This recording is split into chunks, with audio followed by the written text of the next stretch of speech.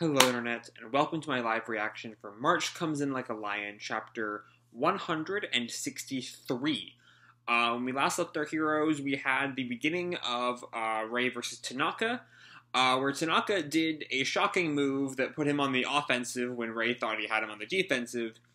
But a lot of last chapter was a lot of the shogi nitty-gritties and not the good character work that makes March special. So I'm hoping this chapter will rectify that. So let's jump right on into Chapter 163, Path Part 3. We continue our little cover story of Nobidome going for a jog. Through the wind, through the city, this man runs. And at his destination, he gets a reward. So yeah, he has some food in his hand. Actually, I think he has the food on the top part of the page too. I'm not sure what the reward is. Anyway, we open on what looks like a flashback, as Tanaka calls out, "Hey, are you sure you want to? Don't force yourself if you don't." He's this little boy who looks like he must be like Tanaka's son or something, judging by the same hair color. And we see he jumps from a rock into a lake where Tanaka and I guess his other sons are all playing. "Oh, are you okay, Haruo?" And yeah, the son that jumps in splashing around, kind of scared, you know. So this is looking like the character exploration that I was looking for last time. "It feels good! Wow! Does it now? You like it?" We cut back to the present. Tanaka is not even watching the match, just looking off into the sky. And we see these guys, we see the guy from last chapter, and two more guys are peering in the room. "It feels so good, doesn't it, Tanaka 7 Dan?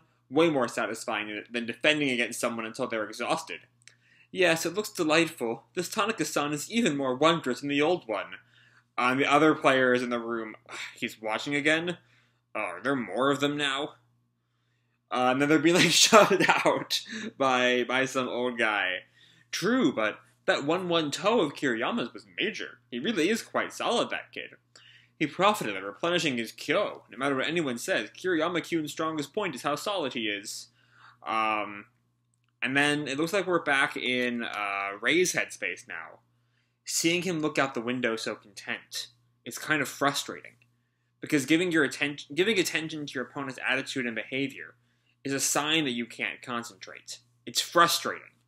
Oh, he's not... So up here, my assumption was that he was frustrated that Tanaka was looking off to the side instead of focusing on him.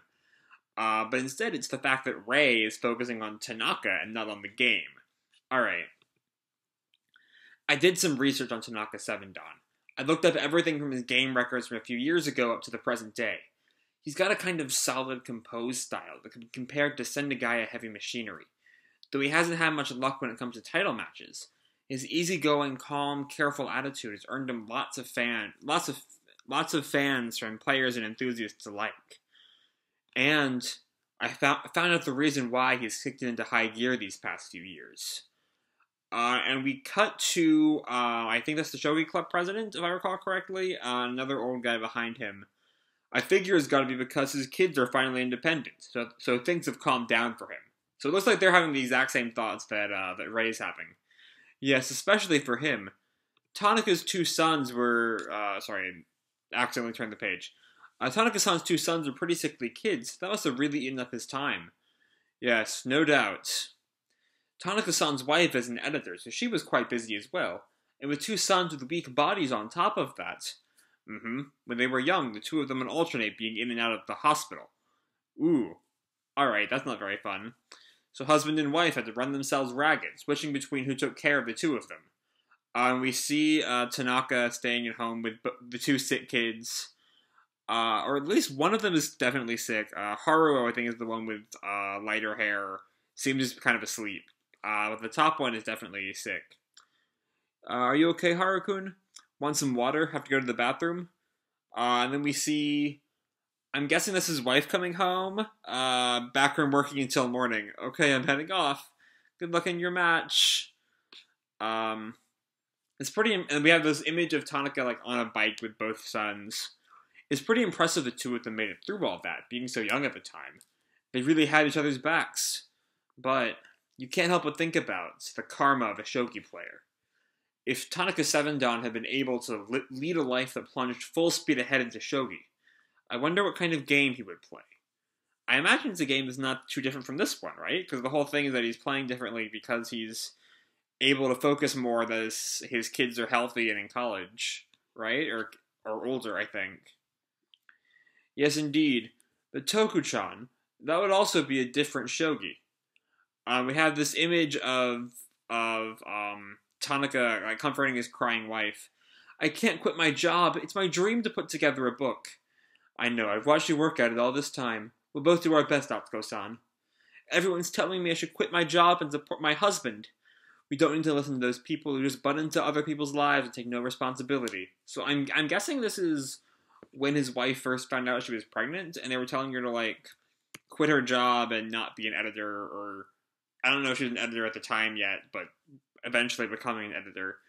And now those two little runts are healthy college students. Man, how time flies. Now we're back in Ray's head.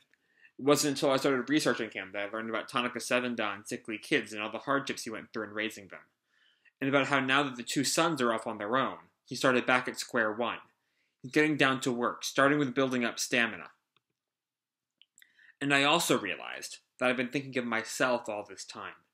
I felt like I was doing everything I could, carrying my little baggage and thoroughly believing this is incredibly heavy, and repeating the words "I'm working so hard" like they were magic words that would bring me good luck. And there he was, a person who was working hard, carrying the weight of those besides him on his back. I realized, or carrying the weight of those besides him on his back. I realized not only that my baggage was 100% just me, but that while I believed it was huge, it was actually totally really small and I felt ashamed. I don't know if that's a healthy response. You know, I feel like comparing the load that he's had to carry to Tanaka's is not exactly a healthy coping mechanism. Yeah, he's done all, like, Ray's arc has been, allowing himself not to be weighed down by his past, by his family's death, by his adoptive family's treatment of him, and finding, like, the love of the Kawamoto sisters and the people in school, and even some of the shogi players, Harunobu and others. And so seeing Ray compare himself, like, have this kind of complex over, oh, my problems were really nothing compared to Tanaka, kind of rubs me the wrong way of that arc. I don't know. Yet here I am playing that person, playing this shameless shogi that I play. It feels like the height of rudeness. Huh? And we see this, like, black cloud comes to Ray. The black cloud was a big theme of his at the end of the match with Azusa, you'll recall. What, already? I'm already in the pitch black room? Thoughts like you're kidding me, right? And man, it's getting faster and faster. Drifted aimlessly into the pitch black room like they were about a total stranger. Continues next time. Oh, right, we're already done. Continues next time. I thought we had another page. I forgot the last page was the scan later page. Alright. This was a really fast chapter, but it told a lot of story in the time it needed to tell.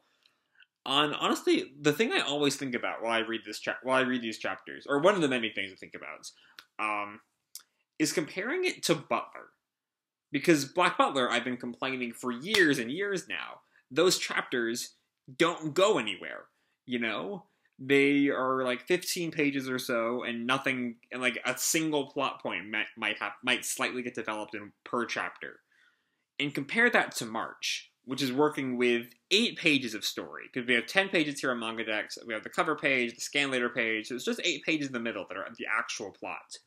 And we've learned so much, a good bit has happened. We got all of Tanaka's backstory in like 2 pages. And really like artfully drawn too. Because Umino Chika is fucking great at this. She is a fantastic mangaka, and she knows exactly what she's doing. Which is a shame. I was trying to get into her older series, Honey and Clover, over the past few weeks, and I just can't do it. I didn't really care about anything going on in that series.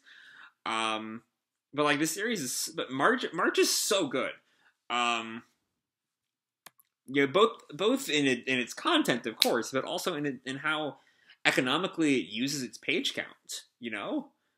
I mean, also there's just a lot of shit to be drawn on every page. I'm on page 6 now, that has both Tanaka with his sons, Tanaka with the wife coming home, Tanaka on the bike, Tanaka in front of the board of shogi.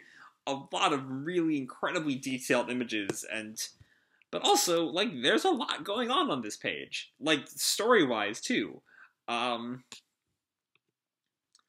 Anyway, we get a lot of... This chapter is really a lot about Tanaka. And I don't think the arc is going to continue that way, based on the way this chapter ends, with, like, the pitch black room being the cliffhanger. But here we get that character exploration I was asking for, about Tanaka and everything he sacrificed, and how he couldn't really play his best game because he was taking care of his kids, while his wife was at work.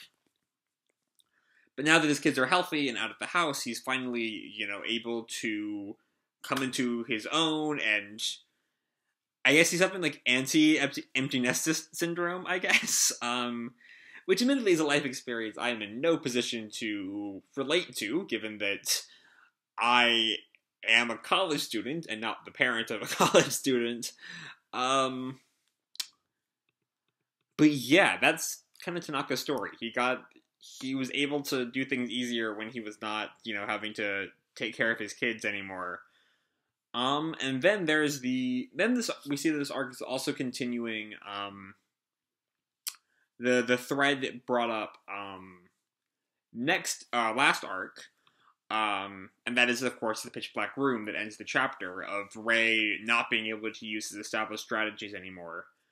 And the last point I want to bring up tonight is the title of the arc, Path. So, my first thought is that it's Rei seeing a path out of the pitch black room, or at least searching for a path and realizing maybe there is no path, and that's kind of what the pitch black room is, that he has to, kind of wing it, and there will never be a already laid out path again. He has to really create his own style of shogi, truly without, while building from people before him, a style that's truly his own. Maybe for the first time. Again, the shogi strategies are not quite why I read this series. So I'm not sure if he's ever made truly his own shogi. But that's one interpretation of the title. Could also be the fact that, they're all on this path. I kind of get the feeling of path here on page 8, with Rei and Tanaka carrying their burdens. Maybe that's what it's about, but maybe it is about, the pitch black room and Rei growing beyond it. But I don't know. There's a whole lot of ways the chapter could go. Also, we don't know when the next chapter is coming out. So, unlike the last few chapters that have given us release dates, this just says continues next time. Not even next issue. So, it'll come out eventually. I don't know when. I hope it's soon, because I want to see what happens in part 4. But I think I'm going to leave this video off here. Hope you all enjoyed the chapter and the video itself. If you did, feel free to drop me a like or subscribe, or, do whatever makes you happy, And remember, your life is your own, okay? Bye!